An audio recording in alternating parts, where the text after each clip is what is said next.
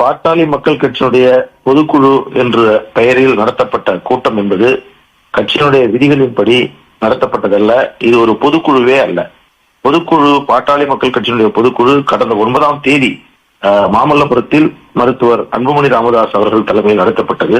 கட்சியினுடைய விதி 15-16 படி பொதுக்குழுவை கூட்டும் அதிகாரம் பொதுக்குழுவால் தேர்ந்தெடுக்கப்பட்ட பொதுச் செயலாளருக்கும் தலைவருக்கும் தான் இருக்கிறது. அந்த அடிப்படையில் கடந்த 9ஆம் தேதி 100% கட்சியினுடைய விதிகளை பின்பற்றி பொதுக்குழு என்பது நடத்தி முடிக்கப்பட்டிருக்கிறது.